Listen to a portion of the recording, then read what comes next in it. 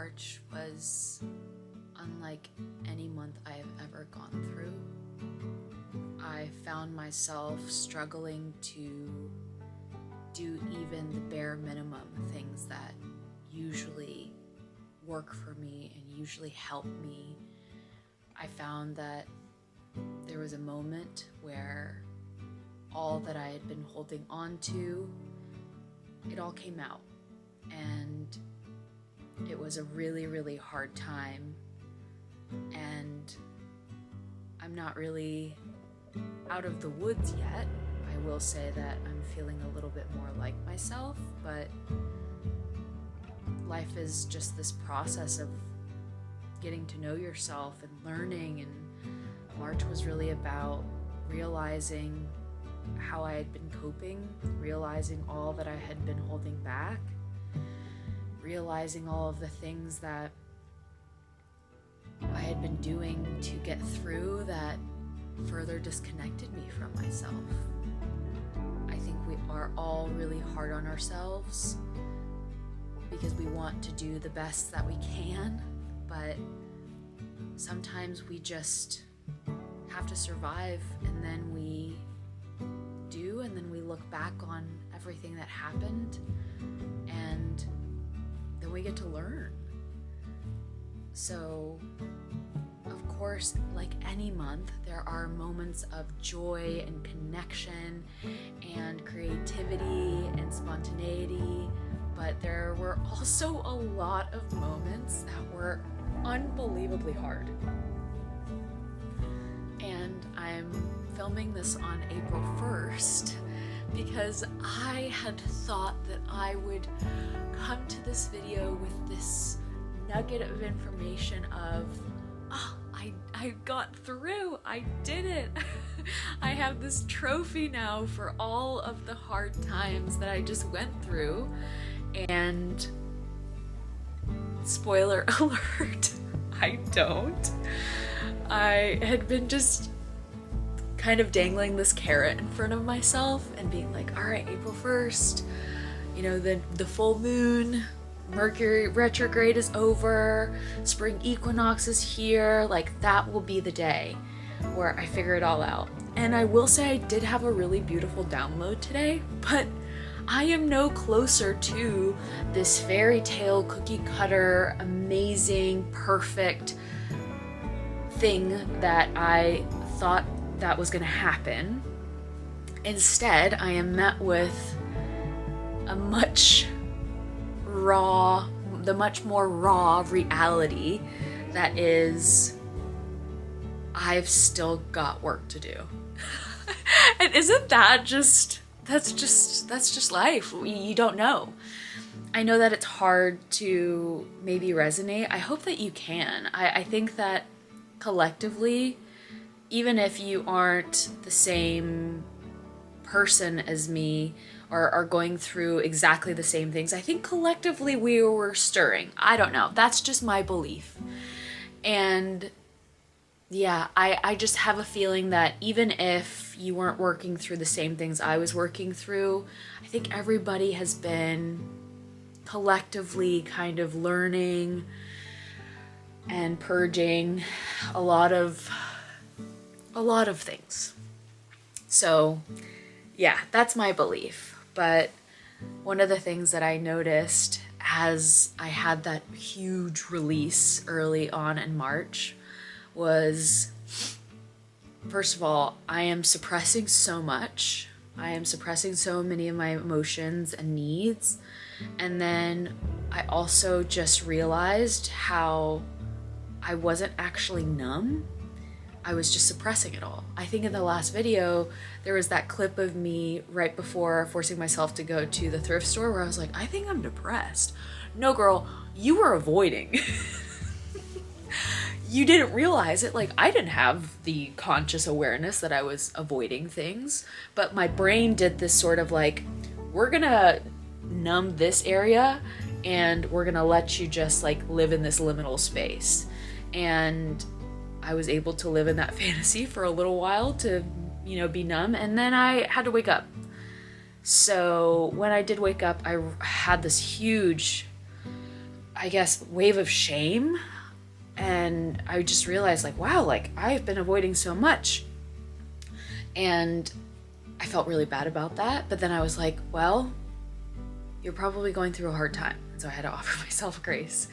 And that journal that I put in at the middle of, I think it was like, I can't even remember. Maybe like early February. I'm almost done with it. I have written so much, and I thought I was writing a lot before. Now I'm writing even more.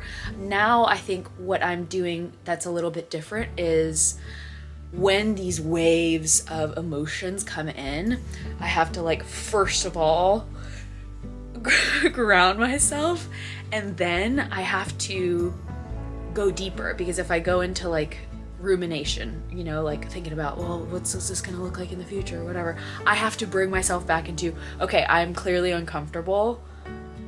How am I feeling? Where do I feel it in my body? And then kind of go deeper into that.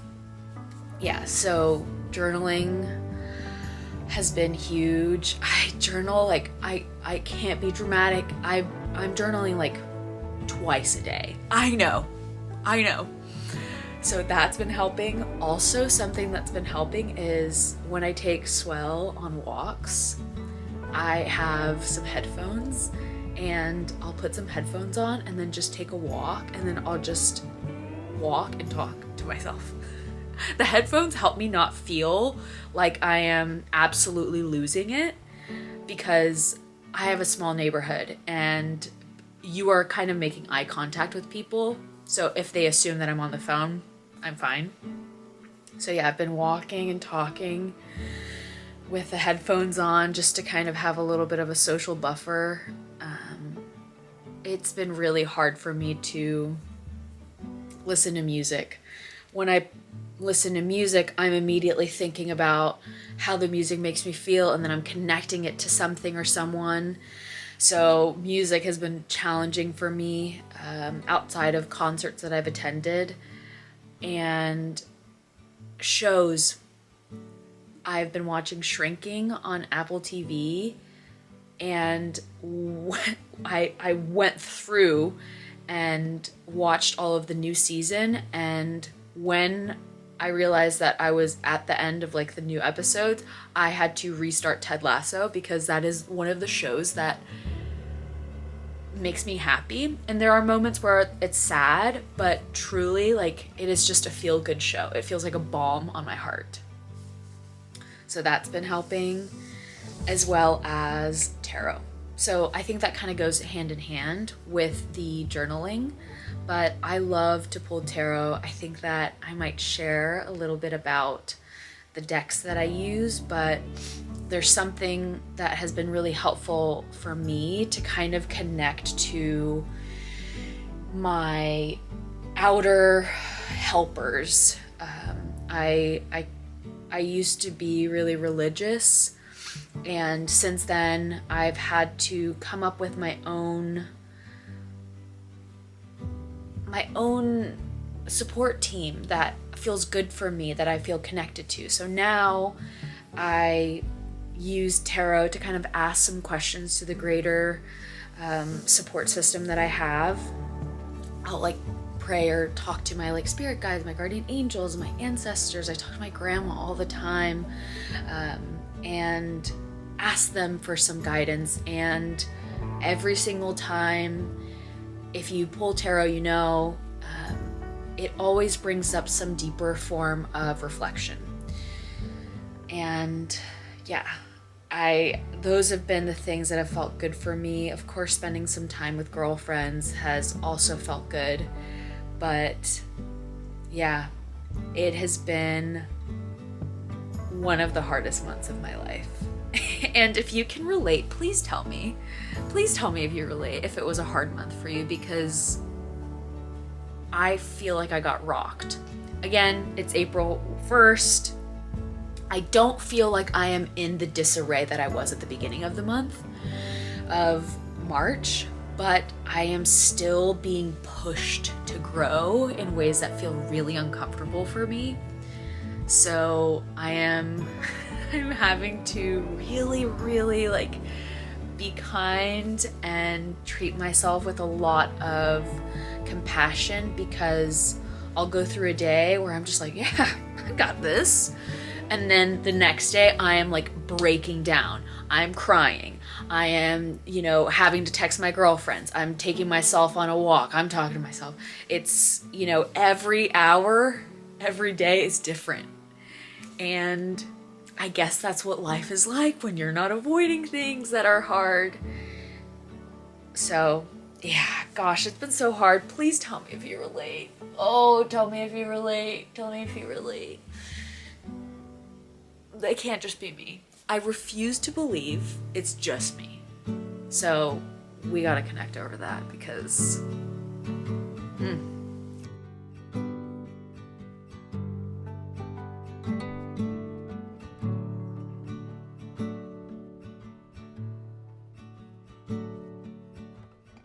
How am I supposed to say no to this? Are you joking? Oh my god. hello.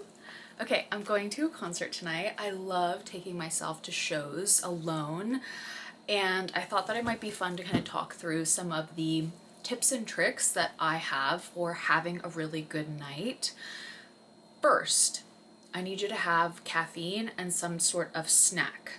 I made myself a little Americano, and I have a little biscotti cookie that my mom got me. So I'm gonna have both of those, and then we'll talk a little bit about dinner.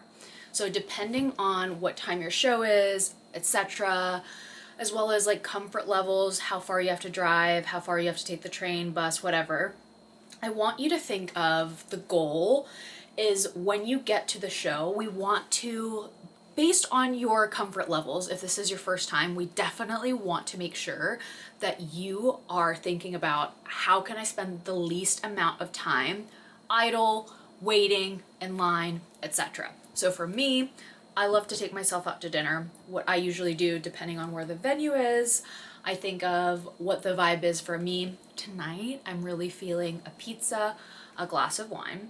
So that's what I'm gonna go for. I just looked up the venue, looked up kind of the area within the city, and then I looked up pizza. And so I just looked through vibe, whatever feels best for me. So depending on your vibe, if you are thinking, I'm not feeling really comfortable, I'd rather just eat in my car, I'd rather just get a taco truck, whatever, go for it. Depending on energy levels, vibes, find the dinner, the food that feels good for you. You can even eat at home. So for the next step, we want to kind of time the dinner, the food situation, so that you're not spending a lot of time waiting. So if doors open at 8, I want you to go a little bit later.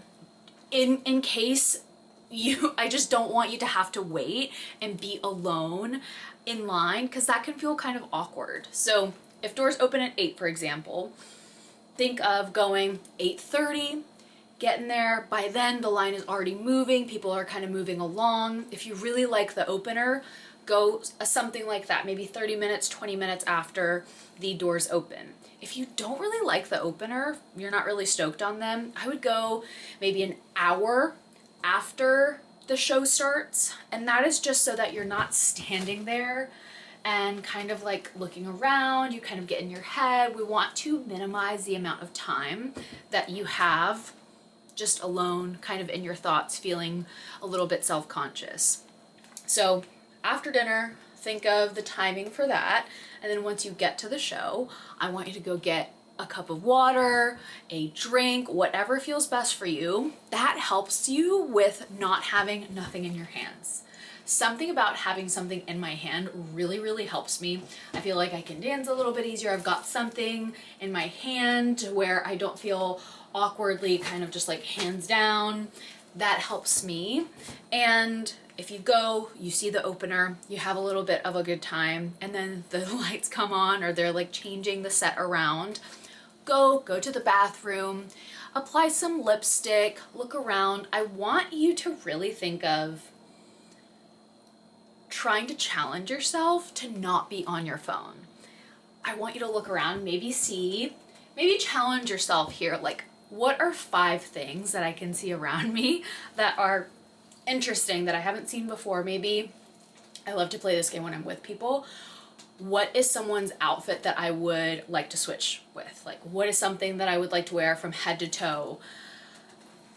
Challenge yourself a little bit. You can scroll on your phone, whatever feels best, but I feel like that is going to be really helpful, kind of pushing yourself out of your boundaries, making sure that you're not standing there a little bit too long. And then the fifth part is, after the show is done, if you feel like it, take yourself to get a little treat. Go get like a street hot dog, go get like a churro, go get like your favorite like Doritos and gummies when you're on the way back, when you're you get back to your place. I think that little treat of I did it, I had a good time, that sort of thing can be really, really fun. For me, it helps kind of put a little end cap to the night. So yeah, I think five tools. First, snack and some caffeine helps you not kind of slump into the night and kind of get in your head about, oh, what am I doing, blah, blah, blah, blah, blah. 2, thinking of your dinner plans. What's the vibe? What do you want to do? 3, timing for the show. Do you want to show up for the opener? Do you want to just get there as they're starting their set so you're not waiting in line, you're not kind of sitting idly by yourself? And then 4, sweet treat, some sort of gift to yourself, some sort of little thing that you could do. You can even get merch, whatever feels best for you. So it's actually 4. Yeah, those are my tips and tricks. I love taking myself out. I've got my caffeine, I've got a little biscotti that I mentioned, and I'm about to drive to LA. So yeah.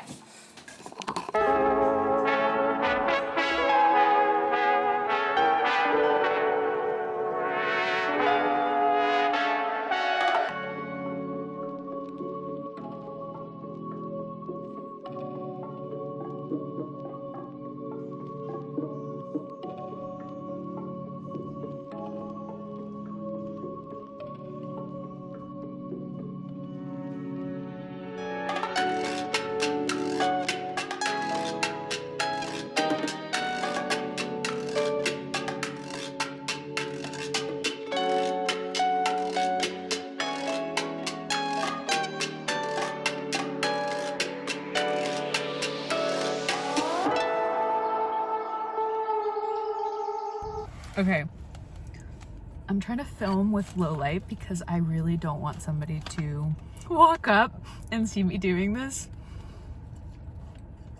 I've had an incredible night. So I drove here to El Moro. This is a brand that I first had when I was in Ciudad de Mexico, Mexico City. And I fell in love with these churros. They are so insanely good.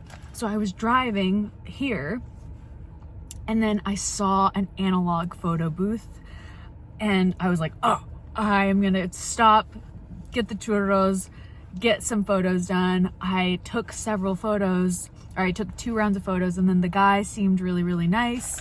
He was like, oh, you wanna look inside? Because I was just yapping with people. I was like, sure, why not? And he showed me the inside of the color photo booth, and I had never taken a color. I'm a black and white girl. I love the black and white photos from the analog photo booths. And then he was like, oh, you have to have one. He was so nice. And so then he gave me a free strip, and then I'm like, okay, I gotta go get my churros now. And I'm in line, I'm chatting with someone, and they buy my churros. Can you believe it? Oh my gosh, what a time. So you have to get the cajeta dip. It's essentially just caramel.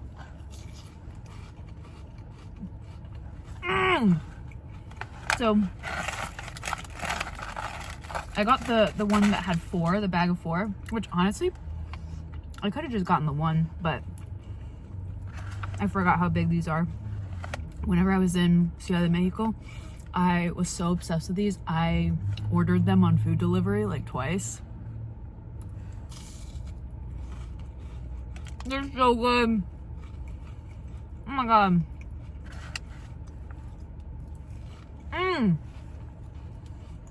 I'm having such a good night. Oh, quickly, when I went to dinner,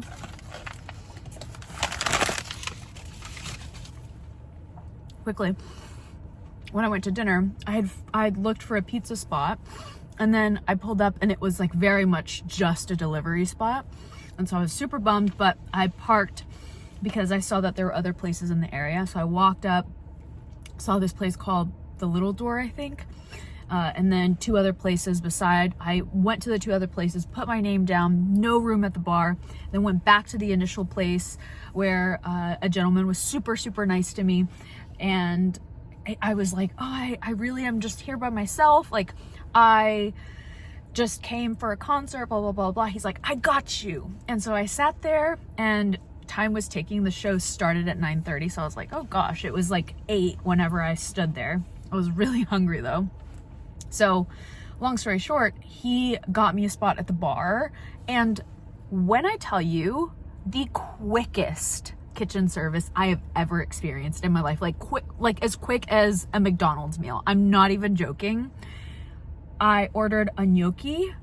First of all, delicious. And the sweet host, he got me a little sip of champagne as soon as I sat down. I have had a magical night. I'm freaking out. So yeah, a little sip of champagne. I'm having my gnocchi. I decide, oh, I'll get another round. And then I got to the show, and outside of the show, guess what?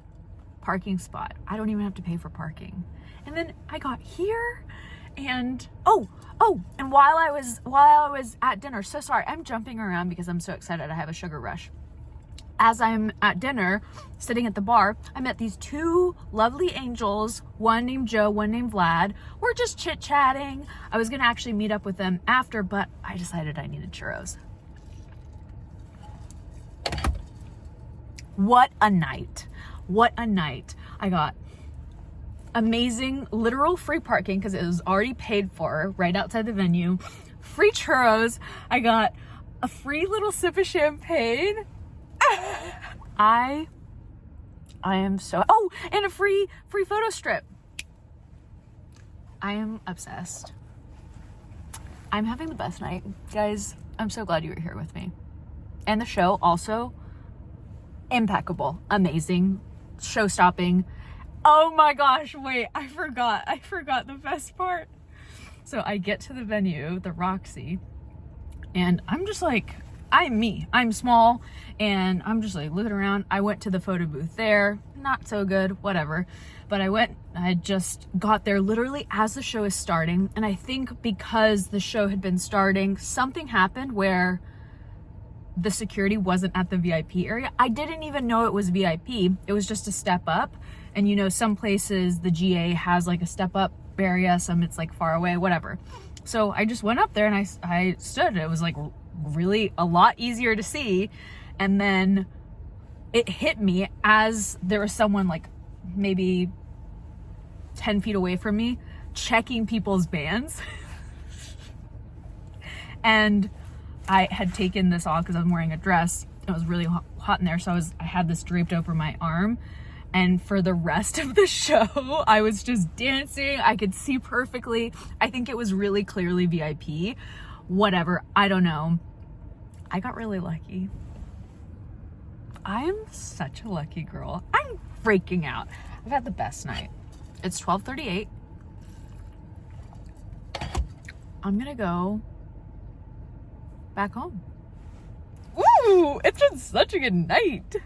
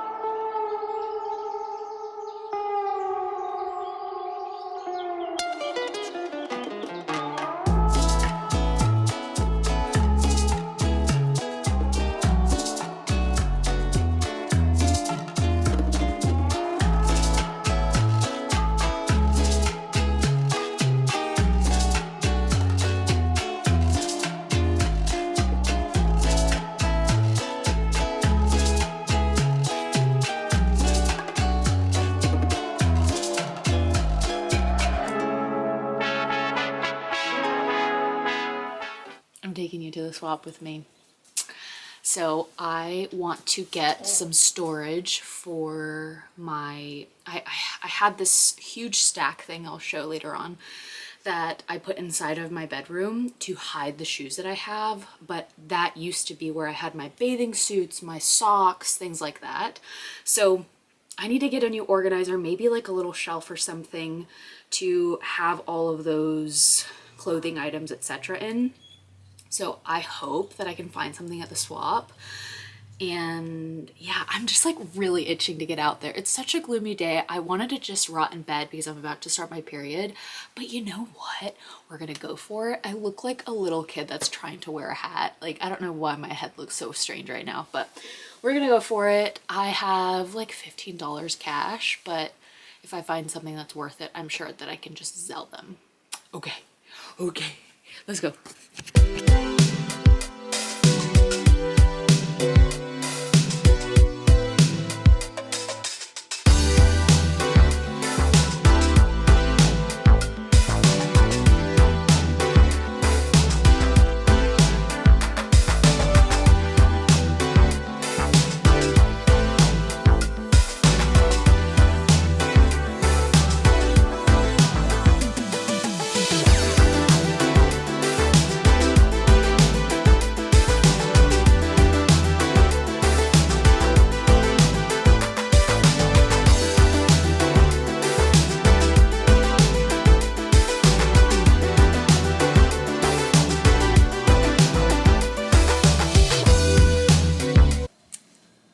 Definition of insanity, something around doing the same thing over and over and over again and hoping to have different results.